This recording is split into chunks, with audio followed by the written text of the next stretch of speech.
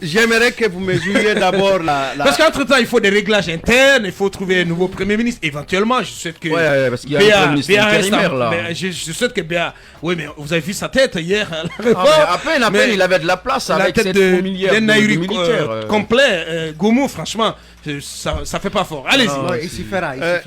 J'aimerais bien que Cabinet se transforme en Galomassi pour me jouer un peu la musique traditionnelle là, afin que je vous raconte des contes et légendes.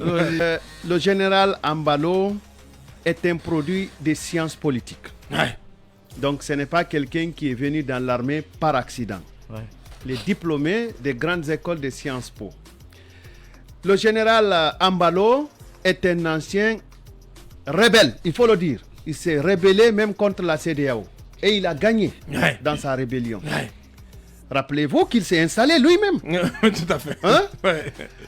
Le général Ambalo est guinéen en bonne partie. En bonne partie. Il a la plus grande partie de sa famille qui vit en Guinée. Donc il se reconnaît guinéen. Bien. Le général Ambalo est venu parler à son frère, son jeune frère dans l'armée. Le général Ambalo lui a parlé avec toute la signification que Fred donne au côté gauche. Ouais. C'est-à-dire, chers frères, regardez votre propre part dans le désordre dont vous vous plaignez. Ouais. J'imagine que le colonel Mamadi Doumbouya a bien compris ce message. Ouais. La mission de la CEDEAO a retardé, oui, parce qu'il fallait recomposer l'équipe qui devait venir en Guinée. C'est ça la raison fondamentale. Okay. Pas d'autres raisons dont j'en ai entendu même dans notre studio. Ouais. La raison fondamentale est qu'il y avait quelqu'un qui devait quitter la composition de la mission et il devait se faire remplacer par quelqu'un d'autre de l'Afrique centrale. Ceci dit, le Boni Yahi est mou. Il me semble qu'il dort beaucoup. Il me semble... Peut-être l'âge, la maladie aussi, ils sont passés par là. Je ne parle même pas de l'âge parce que je souhaite être âgé là, moi. Bien. Il me semble qu'il peut être un peu malléable. Il me semble. Oh là là. Je n'ai aucune conviction ferme. Mais Aliou Touré me semble être quelqu'un de ferme. Ouais. Mais c'était nouveau dans la diplomatie de la CEDEAO. Ouais. En tout cas, dans le cadre de la communauté des États de l'Afrique de l'Ouest. Ouais. Alors, il vient travailler dans un pays où quelqu'un d'extrêmement intelligent a pris le pouvoir. J'assume. Ouais. Mamadi Doumbouya est extrêmement intelligent. Ouais, je suis d'accord. Je le souligne. Ouais. Et si vous vous rappelez, j'avais dit ici que Mamadi Doumbouya ne travaille pour personne. Ouais. Il travaille pour lui-même. Ouais. Beaucoup pensent qu'il fait le bougnoul, il dort beaucoup, il laisse les gens faire ceci ou cela. Mamadi Doumbouya est suffisamment, suivez-moi, il est suffisamment Aboubakar soutenu par des grandes puissances. Ouais. Et j'en veux pour preuve. Stratège militaire. Macky Sall vous a dit que le cas de la Guinée est compliqué parce qu'il y a beaucoup d'intérêts géostratégiques qu'il faudra calculer. Ouais. Alors aujourd'hui, je vous le dis, Doumbouya est suffisamment soutenu par Macron. Ouais. C'est mon opinion. Et donc c'est très compliqué. Discrètement, Michel Delpy est venu ici. Ouais. Il a fait, semble-t-il, une randonnée en hélicoptère avec Mamadi Doumbouya. Ouais. C'est pas donné à n'importe qui. Ouais. Et Delpy dirige les forces françaises au Sénégal. Ouais. Qui était le plus dur par rapport à cette transition? C'est pas Macky Sall? Bien sûr. Les forces françaises là vont le remodeler, le remouler, l'amener à mieux comprendre les choses. Alors, qu'est-ce que je veux dire par là?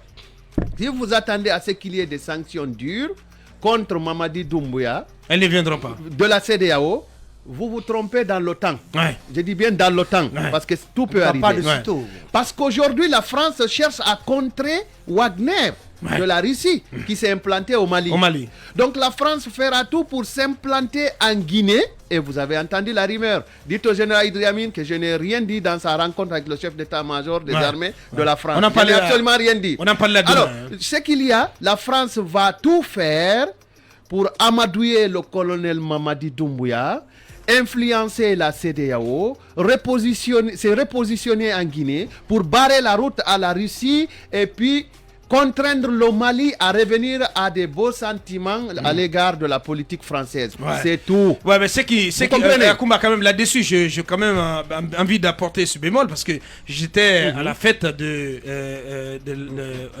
à la résidence de l'ambassadeur de France. J'ai suivi le discours de l'ambassadeur. C'est le discours convenu. Non, mais pas du tout. La diplomatie, c'est trois choses. Mais non, alors pas du tout, vous n'y étiez pas, monsieur. Non, raison pour laquelle Maurice a répondu. Non, mais oui. C'était une réponse catastrophique, monsieur. Oui, mais c'était mais bien sûr. Non, lorsqu'un ambassadeur. Je pense que Savané va nous aider pour qu'on puisse récupérer ce discours. C'est un discours à la tonalité extrêmement forte. Donc je ne vois pas en quoi cela a trait à une quelconque forme de complaisance à l'égard de la jeune. Si on ça, c'est l'avant-scène. Si je m'en tiens. Non, mais écoutez, j'ai dit si je m'en tiens donc justement à cette scène, à ce discours de l'ambassadeur de la France en Guinée. Bien. Non, pour en terminer. Oui, c'est 30 secondes. 30 secondes juste. Vas-y. Lorsqu'un ambassadeur dit devant le Premier ministre, le président du CNT, le chef d'état-major des armées, nous, la France, nous avons condamné le coup d'État. Mais vous voulez qu'il dise mais quoi? La réponse appropriée est venue du ministre des Affaires étrangères qui a dit aussi qu'il n'y a pas eu coup d'État en Guinée. Ah non, donc mais c'est une réponse diplomatique. Donc voilà, c'est la réponse du berger à la bergère. La réponse du berger à la bergère. Mohamed, fixez-moi dans les yeux. Vous êtes capable de soutenir cela? Et quoi? Et cette affirmation. Il n'y a pas de coup d'État? Je ne parle pas de ça. Moi, je parle de la réponse diplomatique de notre ministre des Affaires étrangères. Ce fut la réponse du berger à la bergère. C'est pas la bonne réponse. Soyons fiers de nous. Voilà. Extraordinaire. Il finira jamais de nous étonner. Allez-y, Mohamed. Allez-y, Akoumba. Mohamed a raison, c'est une réponse du berger à la bergère, mais ça n'a pas empêché M. Maurice Sanda Kouyaté d'aller commander une rencontre avec Christophe Bigot, le monsieur Afrique de l'Élysée. Ça fait partie de la diplomatie. Oui, Bien. J'ai compris, mon cher ami. Cher voisin, j'ai compris. J'ai compris. Mais donc, permets-moi d'insister que ça n'a pas empêché notre chef de la diplomatie guinéenne là d'aller commander une rencontre avec le chef du département Afrique seulement. D'ailleurs, sous-département Afrique seulement à l'Élysée. Bien. Parce que c'est Paris qui est le chef du département Afrique. Ouais. Alors, je termine rapidement pour dire que la Guinée est soutenue dans sa démarche, mais il y a un seul problème qui se pose, semble-t-il, à la France. Ouais. C'est le respect des droits de l'homme et la marche de la démocratie. Ouais. Et c'est sur ces deux points que les autorités françaises sont en train de réfléchir. Et sur ces deux points, il me semble que les autorités réussiront à faire plier Mamadi Doumbouya. Bien. Sur la durée. Ouais. À quoi peut-on s'attendre avant le premier Akoumba? Oui, pratiquement rien de très grave. Sur la durée, je vous ai dit que Mamadi est extrêmement intelligent. Ouais.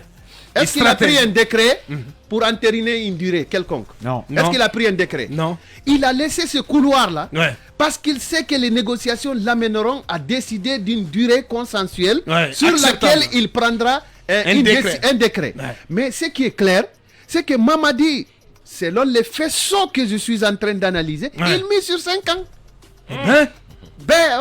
Demain, il peut dire, bon, j'accepte 2 ans. Mais il y aura tout le dilatoire possible pour qu'il ait une durée suffisante afin de faire son travail. D'où la notion de calendrier extensible. L'expression dénoncée par l'ambassadeur de l'Union européenne. Et du sale boulot, n'oubliez pas, et du sale boulot. Bien. Il y a des candidats à la CRIEF après Mamadi, qu'ils fassent très attention.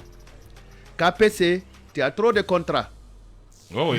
Fais attention. Oh oui. Tu as trop de contrats. Fais attention. Tu as eu trop de contrats. Fais attention. KPC, cher ami, fais attention. Donc le contrat. Pendant ce temps, l'Alliance nationale pour l'alternance et la démocratie, ANAD, a appelé ce mercredi 20 juillet 2022 les forces vives de la nation à faire bloc afin de contrer la déraison des dirigeants de la junte militaire au pouvoir en Guinée. Cette coalition politique s'inquiète de l'allongement dangereux de la liste d'atteintes aux droits fondamentaux qui, selon elle, risque de porter un coup fatal aux efforts de médiation de la CEDEAO. Elle énumère une kyrielle d'actes autoritaires commis par le CNRD. Confiscation et destruction des biens de leaders politiques et harcèlement judiciaire sur la base d'accusations fantaisistes contre leur moralité. Mais plus grave, la charte de la transition qui est malmenée. L'ANAD, dirigée par Cellou Dalein Diallo, a fait cette déclaration dont nous vous proposons le contenu. L'ANAD proteste avec force contre l'interdiction de sortie du pays du coordinateur du FNDC Oumar Silla alias Fonike Mangué et l'incarcération du secrétaire général de la Fédération syndicale autonome des banques, assurances et microfinances de Guinée, Fezabag Abdoulaye Sow. Peut-on encore parler de justice sous ce régime alors que des libertés fondamentales sont remises en cause, se questionne l'ANAD.